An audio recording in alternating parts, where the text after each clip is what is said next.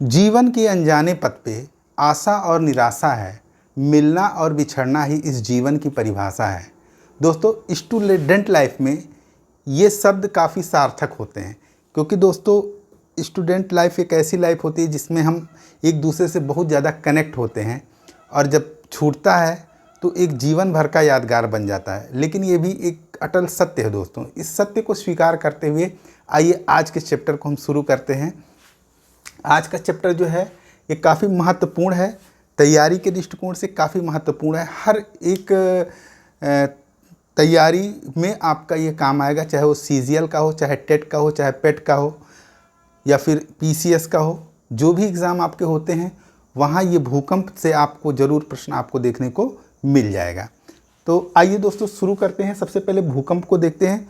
भूकंप को अंग्रेजी में कहते हैं अर्थक्वेक। क्या कहते हैं? अर्थक्वेक। भूकंप को अर्थक्वेक कहते हैं। तो जानते हैं कि भूकंप होता क्या है। तो दोस्तों देखिए, भूकंप धरातल के नीचे, भूकंप क्या होता है? धरातल के नीचे उत्पन्न होता है। आइए थोड़ा सा देखते हैं। तो भूकंप की कहानी ये है कि मान लीजिए ये हमारा धरातल है, मान लीजिए ये हमारा धरातल है, ये हमारा क्या है? धरातल है, ये हमारा धरातल है, ठीक है। ये हमारा क्या है? धरातल। तो धरातल में क्या होता है? अब यहाँ पे देखिए, भूकंप क्या होता है? धरातल के नीचे उत्पन्न होता है।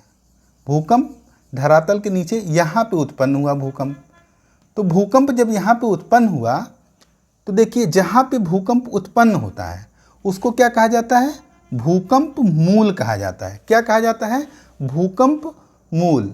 और अंग्रेजी में इसको सेस्मिक फोकस कहा जाता है। अंग्रेजी में क्या कहा जाता है दोस्तों? इसको सेस्मिक फोकस कहा जाता है, यानी कि भूकंप मूल कहा जाता है, या फिर इसको अवकेंद्र कहा जाता है। अंग्रेजी में इसको हाइपोसेंटर कहा जाता है। अंग्रेजी में क्या कहा जाता है? इसको हाइपोसेंटर कहा जाता है, ठीक। ये आप लोग मतलब बहुत ध्यान से, क्योंकि ये कन्फ्यूजन हमेशा बना रहता है कि भूकंप पहले जहाँ महसूस किया जाता है और भूकंप पहले जहाँ उत्पन्न होता है, ये दोनों में अक्सर करके कन्फ्यूज़न होता है दोस्तों। तो देखिए, जहाँ पे क्या होता है? भूकंप उत्पन्न होता है उसको क्या कहता है? भूकंप मूल कहते हैं। अंग्रेजी में इसको सेस्मिक फोकस कहा जाता है, या फिर इसको अवकेंद्र कहा जाता है। अंग्रेजी में इसको हाइपोसेंटर कहा जाता है, ठीक है। तो यहाँ से अब पहली बार जहाँ पे धरातल पे पहली बार भूकंप जहाँ महसूस किया जाता है, जो सबसे निकटतम क्षेत्र होता है, महसूस वाला सबसे निकटतम क्षेत्र होता है, उसको क्या कहा जाता है? अधिकेंद्र कहा जाता है। क्या कहा जाता है? अधिकेंद्र कहा जाता है। यहाँ देखिए अधिकेंद्र लिखा हुआ है, अधिकेंद्र कहा जाता है। अंग्रेजी में इसको क्या कहा जाता है? एपिसेंटर कहा जाता है। अंग्रेजी में क्या कहा जाता है? एपिसेंटर कहा जाता है। जहाँ पे पहली बार भूकंप महसूस किया जाता है उसको क्या कहा जाता है?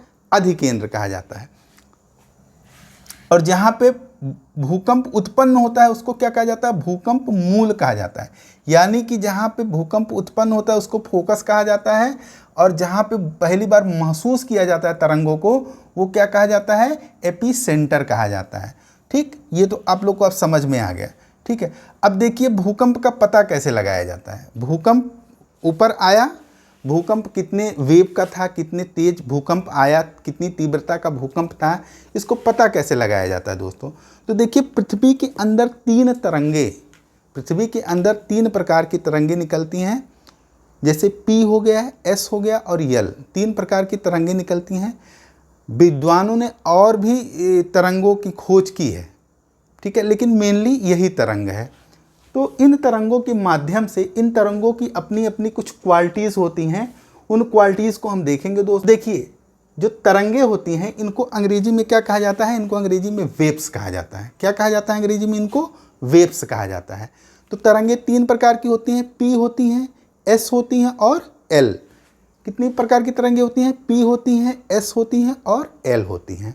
अब देखिए, P जो तरंगे होती हैं इसको प्राइमरी वेव्स कहा जाता है। क्या कहा जाता है? प्राइमरी वेव्स कहा जाता है। इनको प्राइमरी वेव्स कहा जाता है। हिंदी में इसको प्राथमिक तरंगे कही जाती हैं। हिंदी में क्या कहा जाता है? इसको प्राथमिक तरंगे कही जाती हैं, या फिर इसको प्रधान तरंग भी कहा जाता है। इसको प्रधान तरंग कहा जाता है। प्रधान तरंग क्यों कहा जाता है? क्योंकि दोस्तों जो सबसे ज़्यादा क्वालिटी है वो इसी में दिखाई देती है, सबसे ज़्यादा जो क्वालिटी है वो इसी में दिखाई देती है, इसलिए इसको प्रधान तरंग कहते हैं या प्राथमिक तरंग कहते हैं या फिर जो है प्राइमरी वेव्स कहते हैं। और इसको पी से डोनेट किया जाता है। किससे डोनेट किया जाता है दोस्तों? इसको पी से डोनेट किया जाता है। ठीक है, अब देखिए आइए हम इसके कुछ क्वालिटीज़ देख लेते हैं। जैसे यह ध्वनि तरंगों के समान ही गमन करती है, ध्वनि तरंगों के समान ही ये क्या करती है? चलती है। और ये सबसे तीव्र, तीनों वेव्स जो चलते हैं, तीनों वेव्स पी एस एल, इन तीनों में सबसे तीव्र गति से कौन चलती है? सबसे तीव्र गति से आपकी यही पी तरंगे चलती हैं। कौन चलती हैं? पी तरंगे चलती हैं। सबसे तीव्र वेव से पी तरंगे चलती हैं। इसे अनुदैर्ध्य तरंग भी कहा जाता है। इसे क्या कहा जाता है? अनुदैर्ध्य तरंग, क्योंकि ये अनुदैर्ध्य तरंगों की तरह बिहेव करती है। ये कैसी बिहेव करती है? अनुदैर्ध्य तरंगों की तरह ही इसका बिहेव होता है, इसलिए इनको अनुदैर्ध्य तरंग भी कहते हैं। यह पृथ्वी के सभी भाग में यात्रा करती है। यहाँ पे कहा गया यह पृथ्वी के सभी भाग में यात्रा करती है, मतलब कि यह लिक्विड में भी यात्रा करेगी, ठोस में भी यात्रा करेगी। ठीक है, तो यह पृथ्वी के सभी भाग में यात्रा करती है। सबसे पहले धरातल पर यही तरंगे पहुँचती हैं। ठीक है, पी तरंगे पहुँचती हैं। ठोस, द्रव, गैस, तीनों में से ये गुजर सकती हैं। तो दोस्तों इसकी क्वालिटी ये है प्राथमिक तरंग की। अब देखिए हम द्वितीयक तरंग या सेकेंडरी वेव्स की क्या क्वालिटीज होती हैं। इसको द्वितीयक तरंग कहते हैं, जो यस वाला होता है, इसको द्वितीयक तरंग कहते हैं या फिर इसको गौण तरंग कहते हैं। अंग्रेजी में इसको सेकेंडरी वेव्स कहते हैं और ये यस से डिनोट किया जाता है। किससे? यस से डिनोट किया जाता है। देखिए इसकी क्या क्वालिटी होती है? यह प्रकाश तरंगों के समान चलती है। यह कैसी चलती है? प्रकाश तरंगों के समान चलती है। ये जो है प्रकाश तरंगों के समान चलती है। अनुप्रस्थ तरंग भी इन्हें कहा जाता है, इन्हें अनुप्रस्थ तरंग भी कहा जाता है। और चूंकि सबसे तेज वेग प्राथमिक तरंगों की होती है, तो इसके बाद कौन सी तरंग की, मतलब कौन सी तरंग इसके बाद जिसकी तीव्रता होती है वो है सेकेंडरी तरंग। तो यह धरातल पर क्या होता है? प्राथमिक तरंगों के बाद पहुंचता है। धरातल पर प्राथमिक तरंगों के बाद यह पहुंचता है।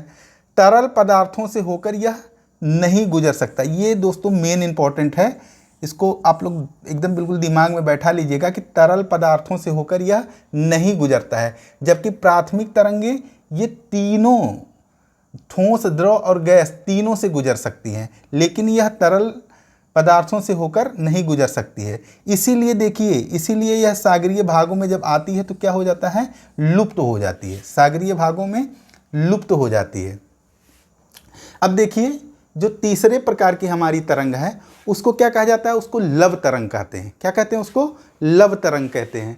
तो देखिए इसको लव तरंग भी कहते हैं। अरे वो प्रेम वाला नहीं यार, प्रेम वाला लब नहीं। ठीक है, इसको लब तरंग कहते हैं, ये प्रेम वाला लब नहीं है, ये बहुत खतरनाक लब है। ठीक है, इसका लब जब होता है, इसका लब जब आता है तो पूरे पृथ्वी पे तबाही मचा देता है। ठीक है, तो सबसे ज़्यादा तबाही वाला है, जहाँ प्रेम है वहाँ बहुत ज़्यादा खतरनाक, वहाँ पे सबसे ज़्यादा विनाश भी होता है। ठीक है, तो यहाँ पे क्या करता है?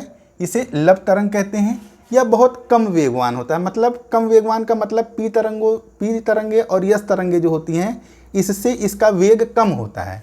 ठीक है, भ्रमण पथ पृथ्वी का धरातलीय भाग होता है। दोस्तों देखिए, भ्रमण पथ की जब बात करते हैं हम, पृथ्वी का धरातलीय भाग, जैसे मान लीजिए आपका ये हमारी पृथ्वी है, तो इसका भ्रमण पथ अंदर की तरफ नहीं है, बल्कि ये धरातल पे ऐसे धरातल पे ये क्या करता है? ये इस तरह से जो है घूमता है धरातल पे।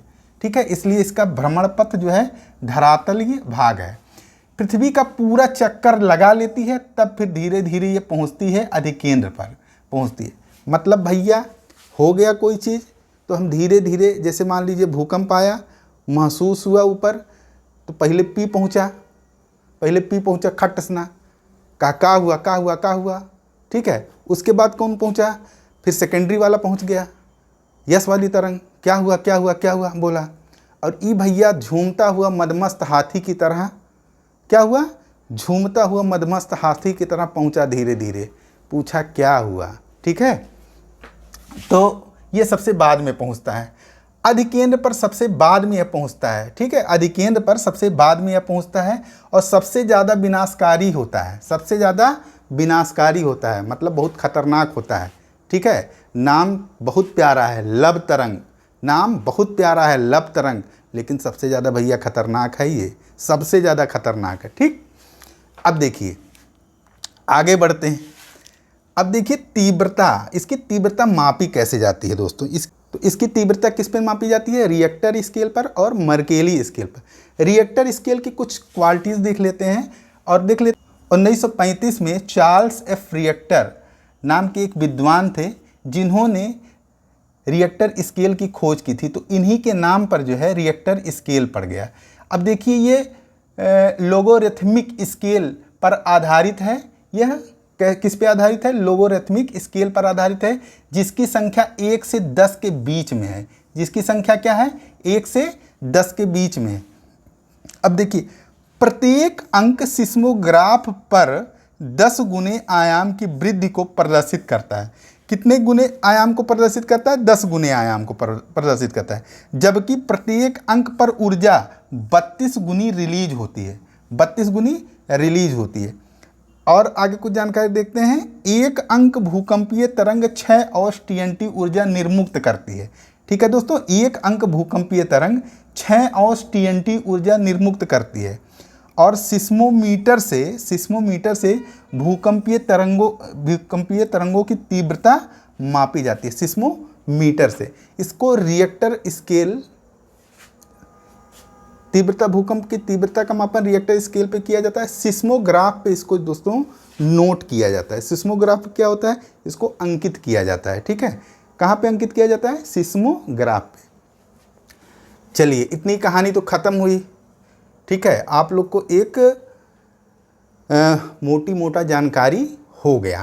चलिए आइए अब बात करते हैं सुनामी की। सुनामी का नाम तो आप लोगों ने सुना होगा, तो सुनामी क्या है, सुनामी जो है क्या है। देखिए ये जापानी भाषा का शब्द है, पहला चीज़ तो ये जान लीजिए। और दूसरे, जैसे भूकंप आता है तो धरातल पे आता है, लेकिन जो भूकंप समुद्र में आता है, जो भूकंप कहाँ आता है, समुद्र में आता है, उसको क्या कहा जाता है, उसको सुनामी कहा जाता है। जो भूकंप समुद्र में आता है उसको क्या कहा जाता है, सुनामी कहा जाता है।